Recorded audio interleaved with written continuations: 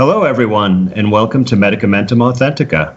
I'm your host, Dr. Andrew Kaufman, and I have a returning very special guest tonight, Dr. Dirk Jacobson, to talk about some more tooth-related issues. And today we're going to talk about root canal, tooth decay, and fluoride.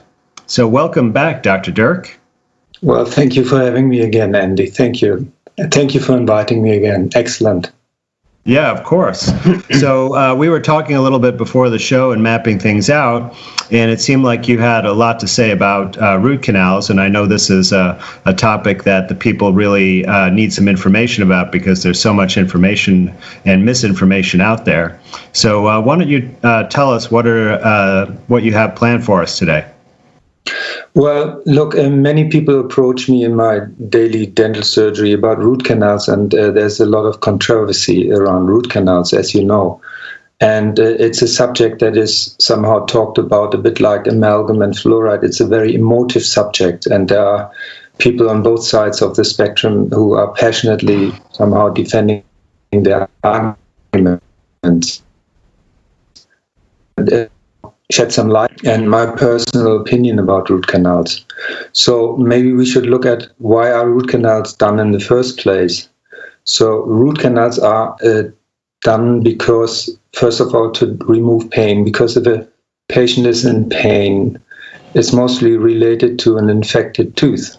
And the pain can be relieved if we start a root canal by taking out the nerve or relieving infection. And that's the second reason why root canals are done, because the tooth might be infected and we can remove the infection by starting a root canal. And the third reason why a root canal is done is to preserve a tooth.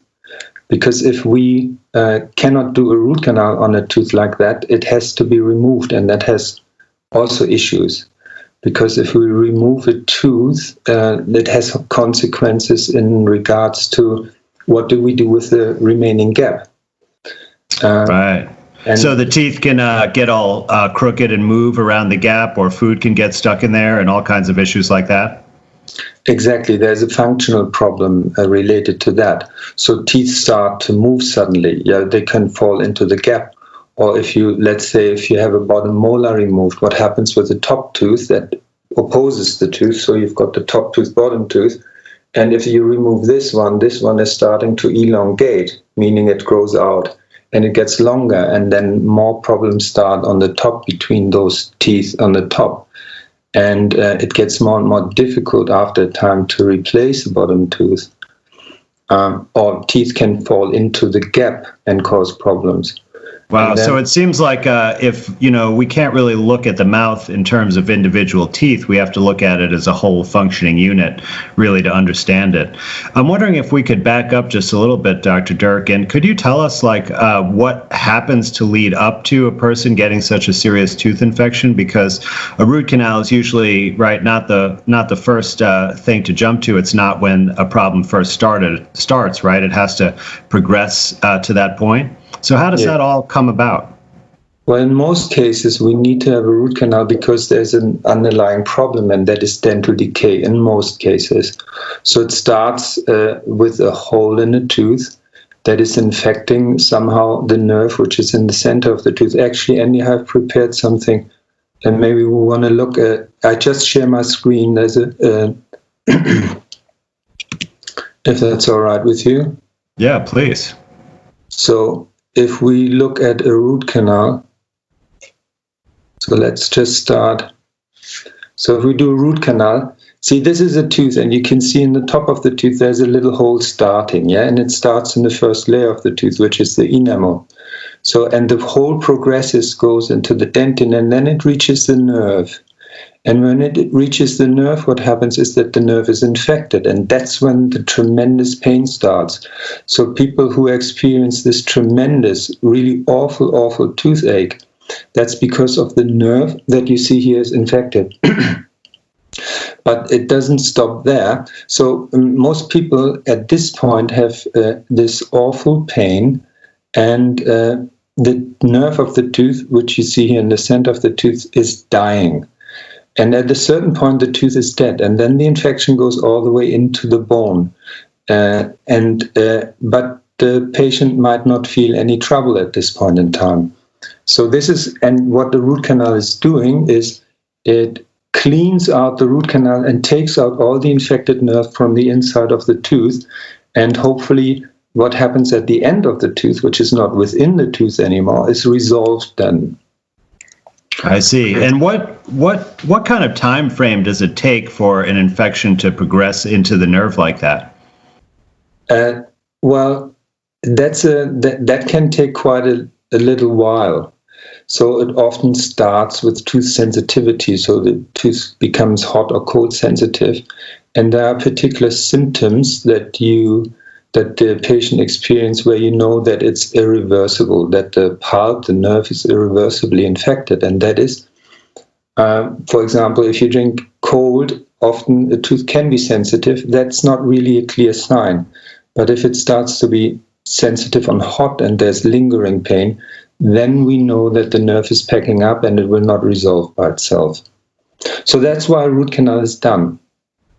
So when we do a root canal, the positive outcome of a root canal is if the infection that you saw there, if that resolves, then from a dentist's point of view, that's a successful root canal. But the root canal treated tooth in itself is very much hollowed out, so it's weak.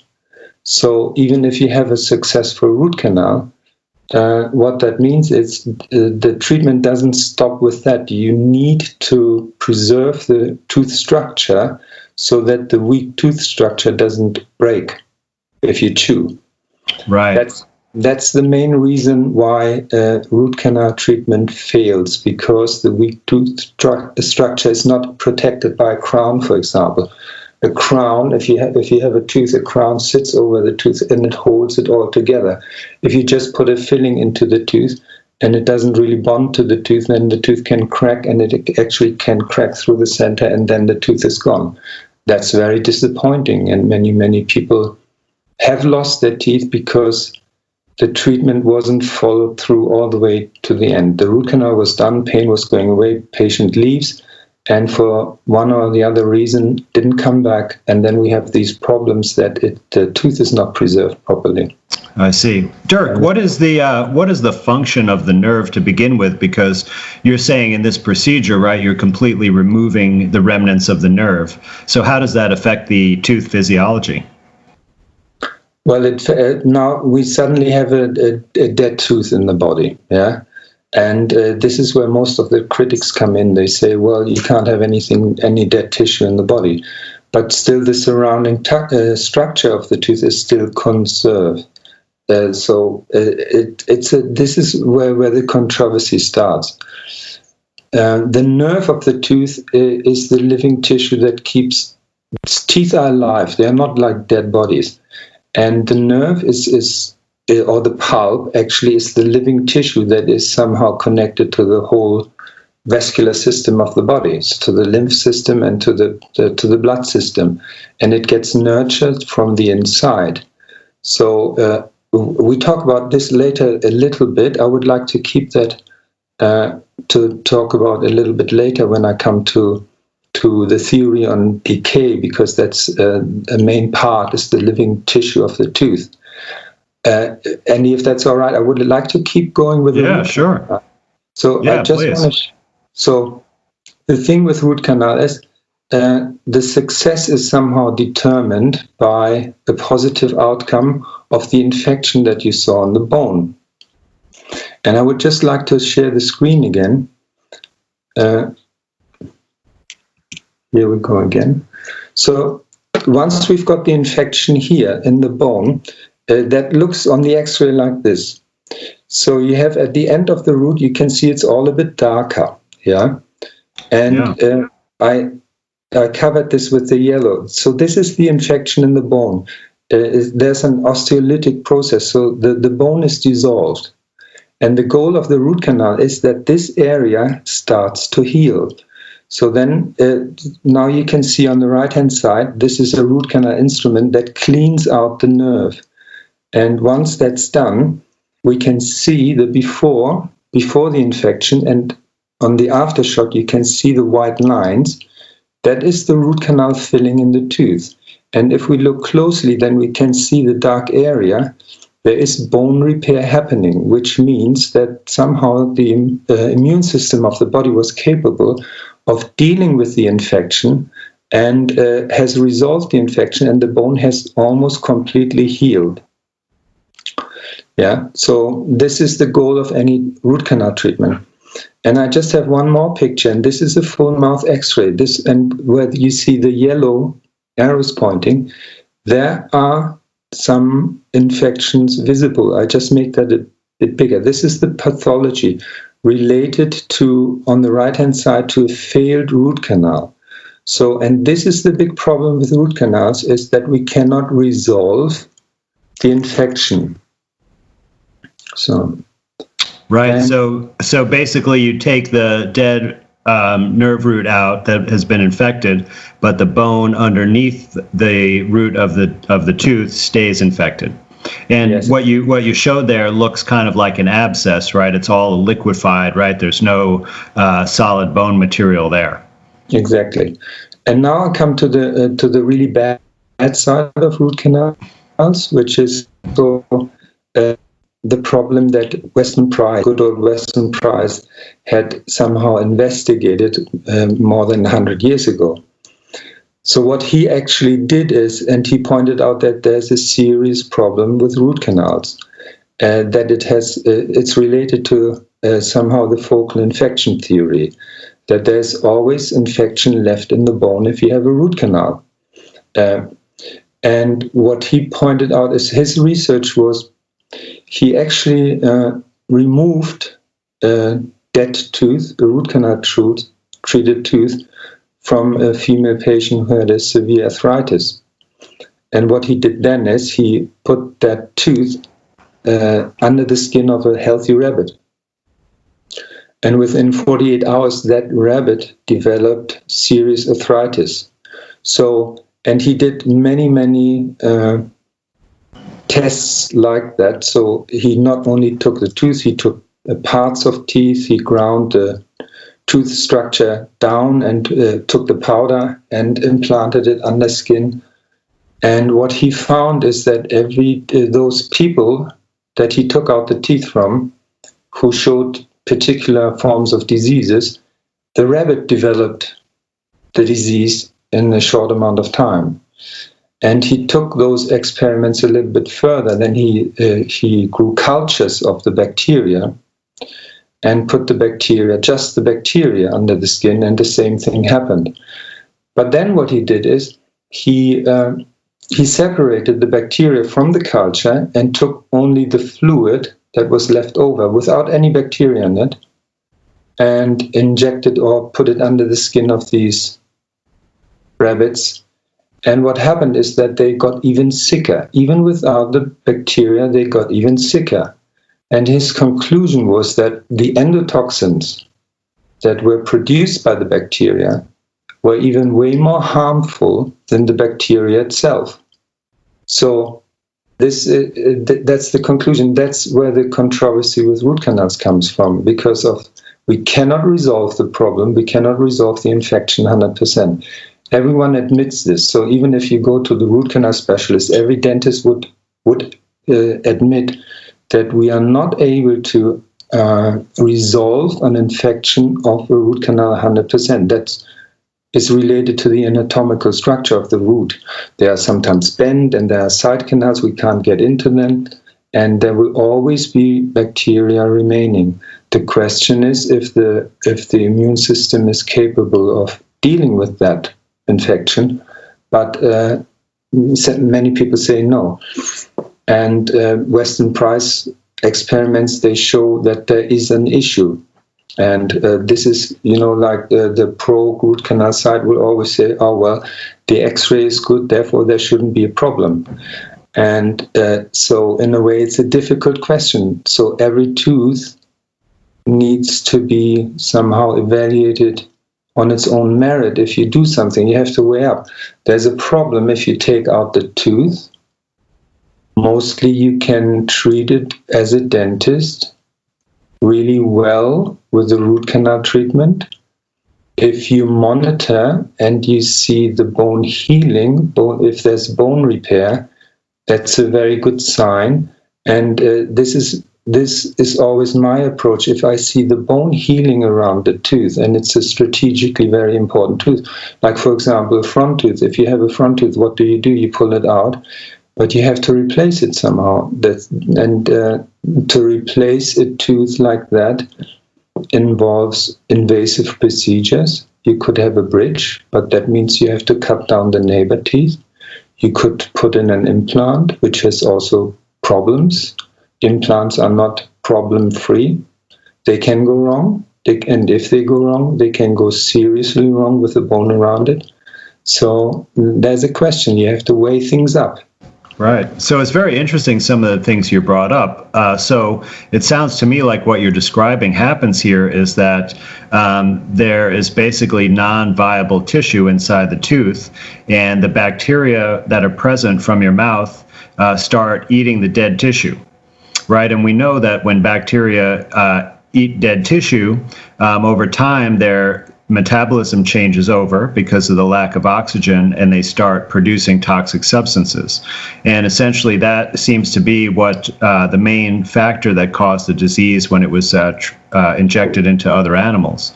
And it's quite interesting. But since there's still dead tissue left behind after the procedure, right, then that bacteria stays there to consume all that dead tissue, right, because that's its job, and in the process continues to create some toxins that can affect us in bad ways, and then of course it can damage the surrounding tissues and perpetuate the problem, it sounds like. So what are the alternatives to a root canal to address this problem? Is it possible to heal from this infection without a procedure? No, because if you leave the tooth, once the tooth is dead and the really serious pain is gone, then you have a chronically infected tooth. And now I come to the next point, because there's research now, because this argument, what do you do with a root canal tooth, or do you leave the dead tissue, or do you keep a tooth?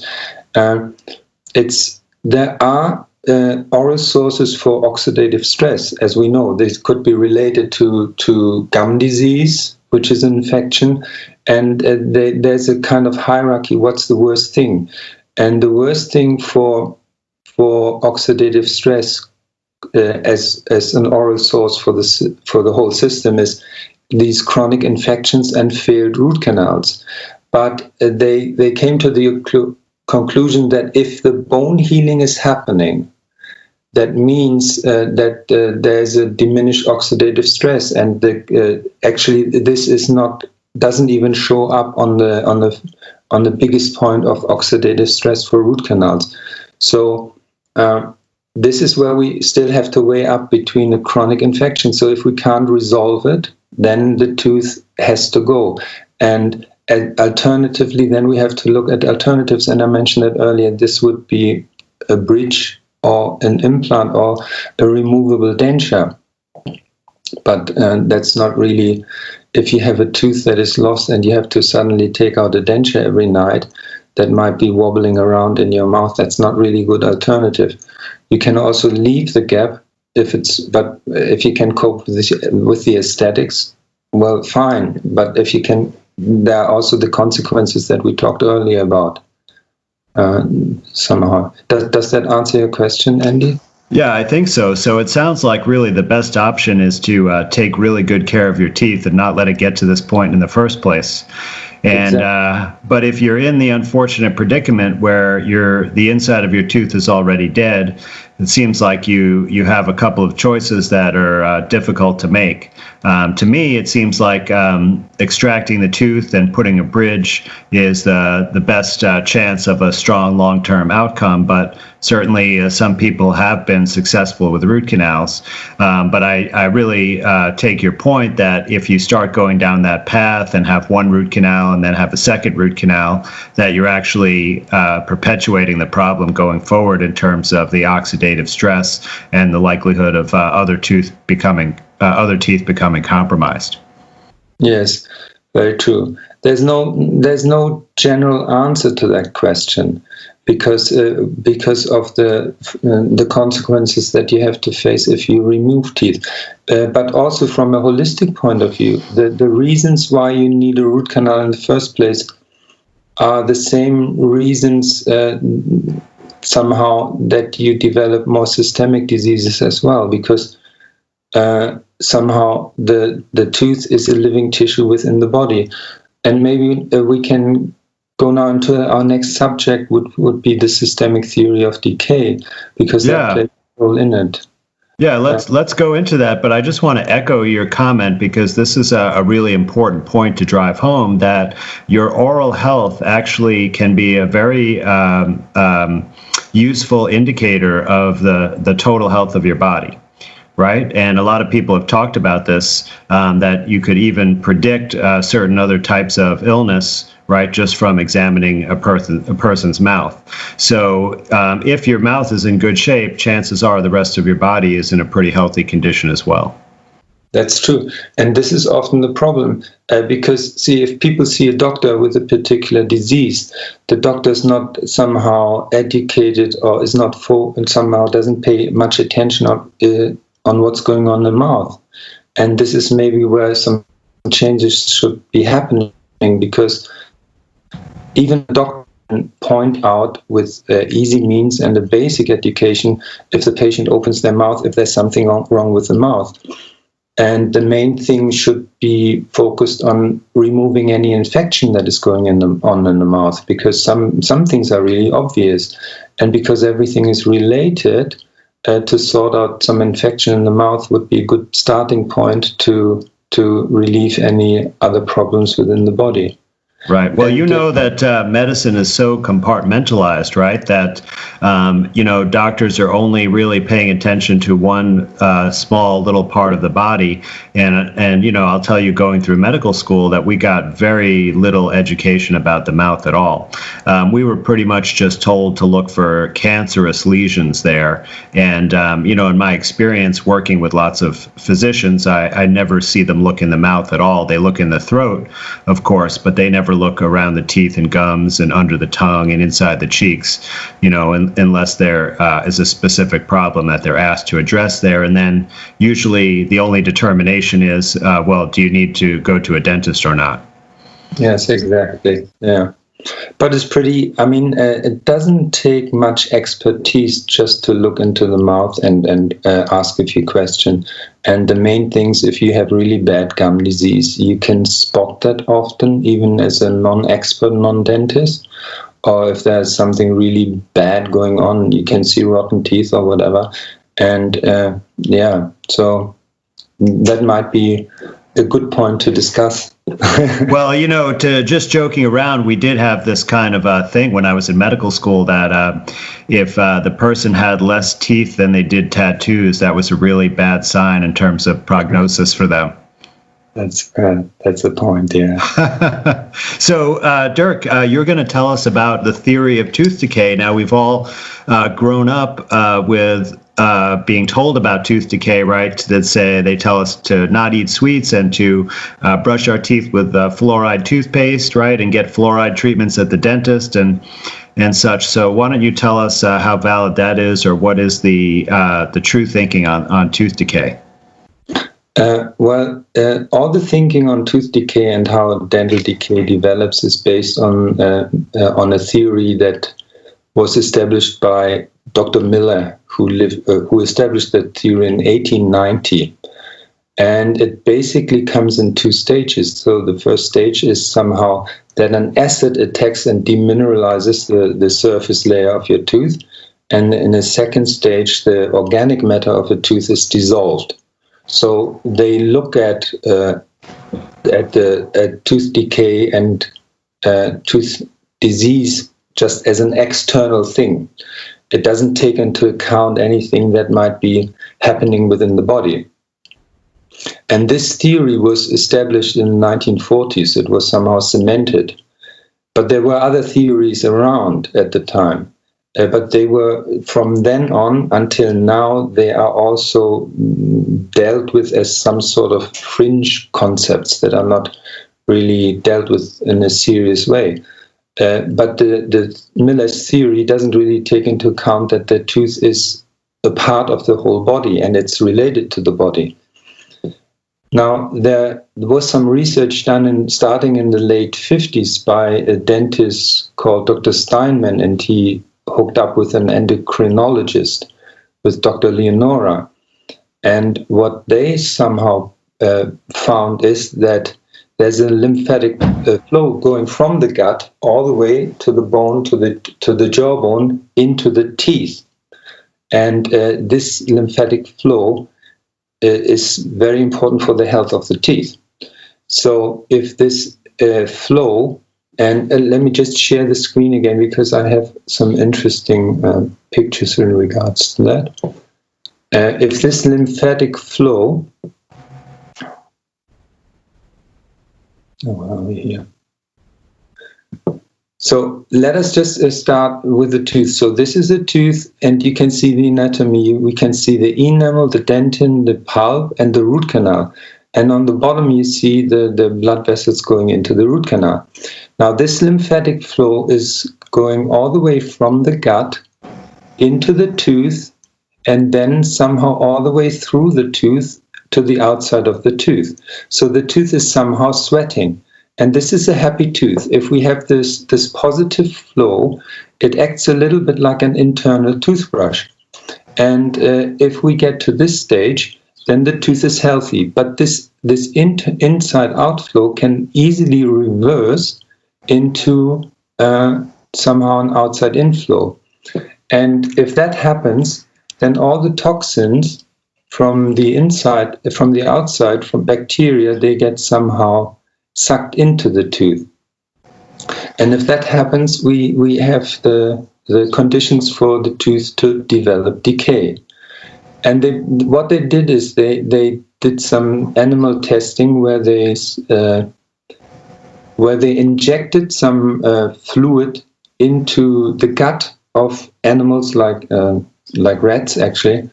And they found this fluid, this lymph fluid, going all the way from the gut, and they could see it in the pulp of the teeth 6 minutes later, and it was entering the dentin only an hour later. So we have this internal flow. It's like an internal toothbrush, and if that happens, then plaque and bacteria can't settle on the tooth because they are somehow washed away. And if that doesn't happen, and this is all related to hormonal regulation. What they found is if we have the healthy tooth, it's because of the parotid gland that sits in the cheek. It's mostly known because of it's excreting saliva into the mouth, but it also has an endocrine function. It releases parotid hormone. And if this parotid hormone is released, then we have this inside outflow. So the internal toothbrush is happening. And they were really struggling with when is this parotid hormone activated? And then they came later to the conclusion that it was regulated by the hypothalamus.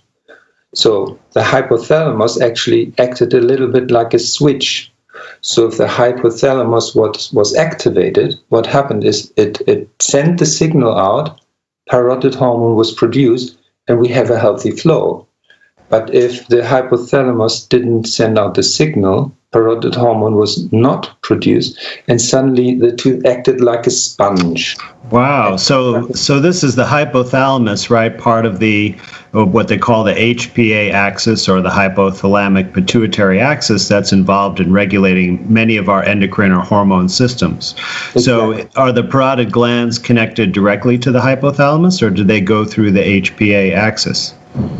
Well, the hypothalamus sends a signal, and that is somehow guided by the food intake that we have. So if we, for example, have nutritious, very nutritious food, vitamin K2 has a big part in it, then it sends the signal to the parotid gland, and then we've got the positive flow.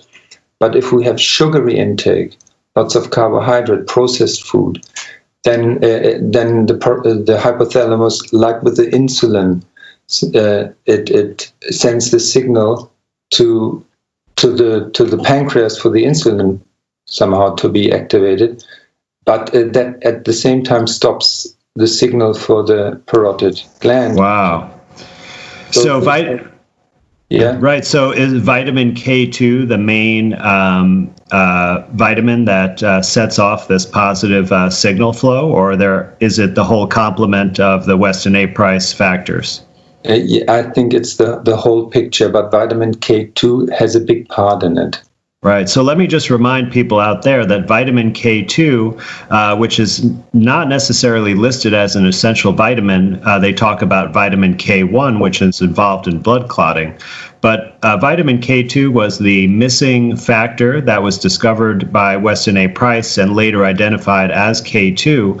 And it's something that it can be difficult to get in your diet. So I want to remind everyone that the main source of vitamin K2 would be from grass-fed animals. And it's important that they be 100% grass-fed because they actually convert the vitamin K1 that's present in the grass to vitamin K2 in their body. The only vegetarian source of vitamin K2 is from certain fermented foods. And some of the fermented foods that have it in the highest quality would include natto, which is a type of fermented soybeans. It can be culinarily challenging to appreciate, but it certainly is one of the highest sources. Yes, and I've never tried it, but it's supposed to be not a taste that you have to get used to. I've heard that in Japan that some restaurants actually have a separate dining room for people who are connoisseurs of natto, so that they don't disturb the other diners. So, right. But other fermented foods certainly have it to lesser degrees, and this is something that if you want to stay vegan or vegetarian, I suggest that you do some further research about. Yes, but that's the only source where vegetarians can get it from, is that natto. Yeah. Well, see, now this theory of Miller, yeah, as we discussed, is only focusing on the outer shelf of the tooth. It's all about the enamel to somehow not have the enamel attacked by the acids. That's the only focus of dentistry, to protect the enamel. They don't take into account that there might be hormones that regulate somehow the inside-out flow that keeps the tooth clean. So what dentistry has done is, by focusing just on this outside shelf of the tooth, the enamel, they came up with the fluoride, because the fluoride is supposed to remineralize and strengthen the tooth. So what dentistry has been doing ever since is to use fluoride to strengthen the tooth by changing some ions to put in the fluoride into the tooth structure that makes it more acid resistant. So that's the only purpose. Now, fluoride is not naturally in our tooth structure, though. No, it's not. It's not. Fluoride. So you're talking about substituting calcium or phosphorus with fluoride. Not the calcium and the phosphate. It's the hydroxide ion that needs to be. Oh, I see. Okay, so instead of hydroxyapatite, it's going to be fluoroapatite. Exactly. And okay, so just to explain to people out there, we're talking about how basically the teeth or other bones would be hardened. So the way that your teeth and other bone structures are constructed by your body is that first there is a collagen-based protein matrix, and then your body deposits a mineral layer to harden that into a bony-like structure, and it's called calcium hydroxyapatite is the main material, which involves a calcium phosphorate and a hydroxy ion. So what Dr. Dirk is telling us is that the purpose of the fluoride is actually to substitute fluoride in part of that structure and change the physical properties of the teeth. So in a sense, these are making our teeth to be not the natural way that they're supposed to be. Exactly. And we haven't really investigated what that means. because everybody seems to think, well, it's just the enamel that's stuck, that structure anyway. But if we change something with the enamel, it certainly, there's enough research out there that proves that it makes the tooth more resistant to acids. So once we have fluorapatite in the enamel, it makes it more resistant, but it comes at a huge price. Because the fluoride, we have to also talk about water fluoridation compared to topical fluoridation. Because everybody, the fluoride, and this is acknowledged worldwide, even by the water fluoridation active proponents, that fluoride only works topically. So you can put it on the tooth, and the fluorapatite is developing because the fluor is integrated into the enamel of the tooth. But the big problem starts if you give it systemically. And this is where water fluoridation comes in. And there are only a few countries in the world who are doing that. The US is one, Australia, New Zealand, and there are little parts of the UK and in Ireland are doing it. In the Western world, where Israel is doing it as well. But, for example, see, I'm from Germany. In Germany, it's we don't have it there. In Europe, it's not a big deal. 97 or 98% of Western Europe is rejecting water fluoridation for reasons of they didn't see the point, because everybody knows it's not doing anything systemically. Yeah, it's only working topically, and because of human rights issues, and they didn't want any forced medication, because it is a drug. Fluoride is a drug that is put into water to somehow provoke some physical changes in your body. That's what this drug is for. It's not to improve the quality of the water or anything. It's a drug that is there to make physical changes in the body. Yeah, I'd like to expand on that a little bit, because fluoride initially came from aluminum mining, and it was a toxic byproduct of aluminum mining, and it had been used as a poison in some other applications, like, for example, as rat poison. And when the idea, or perhaps the discovery, that it may have some application to tooth decay, there was a decision, right, to start selling it to municipalities to put in the water supply. And it was very profitable to the aluminum mining industry because it cost them money to dispose of this waste product previously, especially because of it being toxic. And they had to take special procedures. And now they were actually able to sell it to various towns and cities to put in the water supply. So, like you said, I've always wondered this myself. How is swallowing fluoride going to help your teeth? I see the possibility of applying it topically on the teeth, as you mentioned, but this systemic ingestion of fluoride is something totally different. And you call it a drug, I would actually call it a toxin. Even the Centers for Disease Control in the United States put out a warning in the early 2000s instructing parents of newborns not to use fluoridated water to mix infant formula because it was toxic to the nervous system. And there's lots of documentation, especially about neurotoxicity from fluoride. So it's something that I recommend everyone filter out of their drinking water.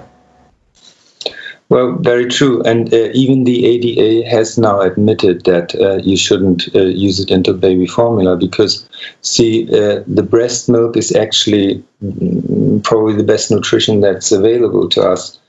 And it doesn't contain any fluoride. We have to ask, why is that? Why is there no, even, but if we use baby formula made from drinking water, it probably has a 250 or 300 times amount of fluoride in it. And this is the main reason why a disease called fluorosis develops, because if infants have too much exposure of fluoride at that young age because of the baby formula, they develop later in teenage years something which is called fluorosis. And fluorosis is a weakening of the enamel. So what it's doing is that the enzymes of the fluoride, they somehow have a negative impact on the enamel forming cells in the body, which are the amyloblasts. So they are compromised, and they throw out enamel that is of poor quality. It's hypomineralized. But it has also a cosmetic issue because it can be quite disfiguring. It has brown spots, white spots. And if it's a severe case, I mean, I have teenagers who are not wanting to smile anymore because they are very self-conscious of it, and it has psychological problems resulting from it. Because if you have kind of teeth that are mottled or dark,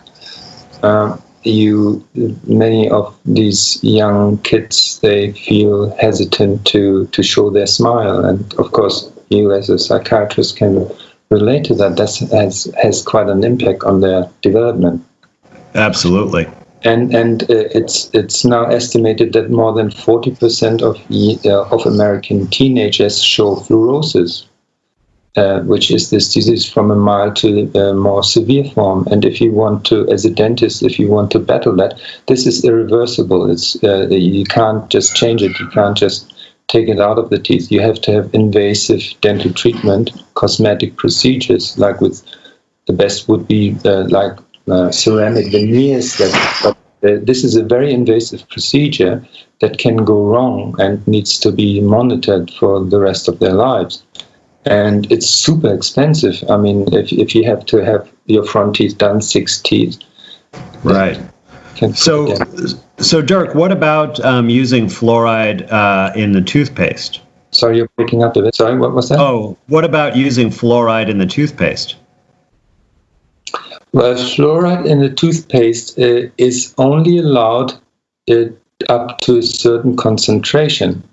And fluoride in the toothpaste is supposed to integrate then into the enamel and remineralize it.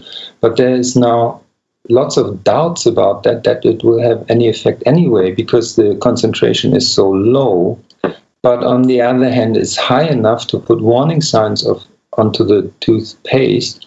And the warning signs say something along the lines like, if you don't have it in reach of children below the age of 6, and if you swallow more of what's normally used for brushing your teeth, which is a minimal amount, just what you squirt on the toothbrush, then you should seek the disease control center or something. I mean, it's really it's on the toothpaste. And the little kids up to the age of 6, they love to swallow that stuff because it kind of tastes all right. So, and they can be in serious trouble because of the toxins in there. Right. But it's not just that, because see, fluorosis is somehow a disease that only reflects what might be going on in the whole system, because it's not just that the fluoride is integrated in your teeth. It's in the bones, and if you're an infant, it doesn't breach the blood-brain barrier, so you don't have it in the brain itself, unless you're an infant, because then the blood-brain barrier is not established properly, so it can go into the brain as well. Right. And now way bigger issues with the fluoride toxicity, and because there are many studies, more than 30-40 studies coming out from countries like China or Iran or Mexico, which point to the fact that fluoride causes the IQ, the intelligence, to drop. Yes, I'm familiar with those studies. And, it may not be very permeable to the blood-brain barrier, but, children also get a lot of immunizations. And one of the things contained in these vaccines is polysorbate 80, which we may know as a preservative. But actually, polysorbate 80 increases the permeability of the blood-brain barrier. So it actually allows more things to get into the brain. And if you have a dental treatment or swallow some fluoridated water or some toothpaste right before a vaccine, then you could have an easy route to get some of this fluoride into your central nervous system. And I am familiar with some of the studies showing that children who are exposed to fluoride do have lower IQs, just like they do with lead poisoning. So this is definitely something concerning. I certainly don't use fluoride even in my toothpaste and haven't for a number of years and haven't noticed any issues with tooth decay. My teeth remain as healthy as they were before that. So, Dirk, what kind of things do you recommend to use for routine dental care? Well, for routine dental, it's more when you brush your teeth and gums, it's more about mechanically cleaning them. It's not so about the chemicals that you use. I personally would not use any of the commercial toothpaste. I don't use them that you get in the supermarket. I personally use some more organic toothpastes, which, but I'm very aware I only, not fluoride containing, I don't touch fluoride. Those toothpastes, I'm very aware of the fact that they are more for the taste and the good smell and nice breath than for tooth health. Right. Because it's if you have good nutrition and if you have this the lymph flow that goes from the inside out, you've got this internal tooth brush happening. You need to remove the plaque mechanically. And this is often what I see is what most patients get wrong. You're told somehow to brush twice daily, but you're not told of how to brush. And there's a big difference because most people really, unfortunately, I always start with my patients to show them how to brush the teeth properly in between teeth and I'm a big fan of an electric toothbrush. Because they are fantastic little machines and they make your life easier. But if you want as a comparison, if you want to clean your dishes, you've got lots of dishes, you do it by hand or you use the machine. And with an electric toothbrush, you don't need to have a fancy, very expensive one. The basic model will do. But it's about the technique. I actually put up a video on my website where I explain that in detail. It's about brushing along the gum line, and it's most importantly also to brush between teeth. And you can use floss for that, but if you have a little bit of gum disease, what happens is that the space between teeth get a little bit bigger, then you need to use interdental brushes. And if you get that right, those two things, then those are excellent conditions to keep your teeth healthy with the good nutrition. Well, that sounds great. Will you make sure that we have a link to that video in the show notes so people can see your toothbrushing instructions? Yes, they can do that. So, fantastic. Are you familiar with IPSAB powder? IPSAB? No. Oh, so this is a preparation. It's basically a form of tooth powder, and it has salt and some bicarbonate of sodium, and then it has this tree bark. I can't remember the name of it, but it's essentially just an abrasive. And so this has been developed as an alternative, and you can actually buy it commercially, or you can make up a similar solution, but it just adds a little bit of abrasiveness in conjunction with the toothbrush to get a proper clean. Oh. And then I also occasionally will use activated charcoal for toothbrushing as a whitening agent and to remove stains, and it works phenomenally well. Yes, yes, that's true. Charcoal's excellent. Andy, let me just bring it back one more time to the fluoride, because we know that fluoride, the systemic effects, it's about the pineal gland, which attracts fluoride like the enamel does. So the pineal gland, on a physical level, of course, it's a very, very little kind of gland. It's only a rice corn size, and it's only 1/10 to 1/20 of a gram. This is how small it is. But as you know, it has quite some important regulatory properties to it. It produces melatonin, and it somehow helps maintain the wake and sleep cycle. But that's only on a physical level. But if we go more like look at other cultures from a spiritual level, it's many cultures, and it gets calcified by the fluoride. So if we have fluoride, there are crystals in the gland that somehow attract the fluoride, like the enamel does of the teeth. But on a spiritual level, the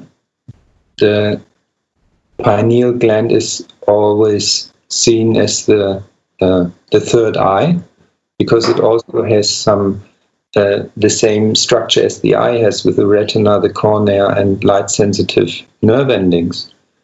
But it's also seen as the seat of the soul by many cultures.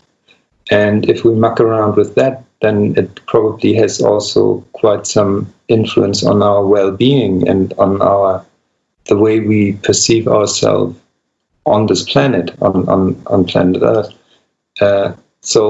And these are factors that are coming with the fluoride that hasn't been taken into account at all. And I just wanted to point that out. And those are the things that are really concerning, I find. Absolutely, and I'm certainly familiar with the spiritual and esoteric significance of the pineal gland, which is shaped like a pine cone, or in form like a pine cone, which is where the name comes from. And absolutely, it's the third eye, or the third eye chakra, which is a part of us that can see at a higher spiritual level, and also helps integrate the divine, masculine and feminine, into a whole. So you could see how suppression of the third eye from a spiritual and esoteric perspective would help keep humanity functioning at a lower level, so they would be easier to control and less likely to develop themselves into higher spiritual planes. So this does have quite a significance. And also what you mentioned about the melatonin and the sleep-wake cycles is very critical, because you may not find these complaints as a dentist, but as a physician, I'll tell you that almost every single person that I talk to in a clinical setting has problems related to sleep. And our whole culture has evolved to make it very difficult to follow the normal light cycles of the sun with day and night, and having our sleep and wake cycles timed to the natural cycles. And so this is, I'm sure, further disrupted by this calcification, which by the way, has been documented in medical studies as well. Yes. Very true. Okay. Very concerning. So there are lots of things with the fluoride that are concerning, and they are mostly related to the systemic use of fluoride.